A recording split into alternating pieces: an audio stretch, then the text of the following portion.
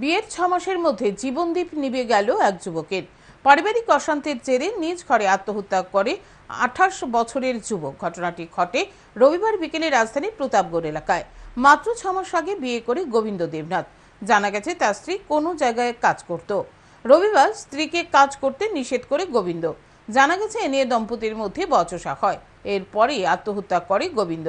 সঙ্গে সঙ্গে পরিবারের লোকজন তাকে জীবিত নিয়ে এলে কর্তব্যরত চিকিৎসক মৃত বলে ঘোষণা করেন।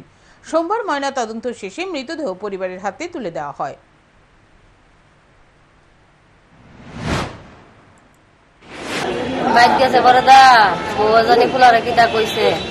আমি আর কইতারি না।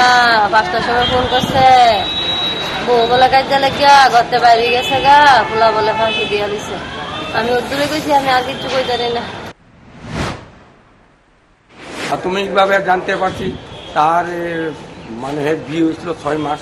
তারপরে এর বউ মনে অন্যখানে কাজ টাজ করতো। তো বাড়িতে আসার পর বলছি কি যে তুমি আর কাজ টাজ করো না, আমি 1,500 টাকা পাই, আর কাজ টাজ করো না। এই কথা মনে 2 জনের মধ্যে কোনো ঝগড়াঝাটি হয়েছে। অন্যের পরে বউ ঘর থেকে বাইরে গেছে, তারপরে ফাঁসিতে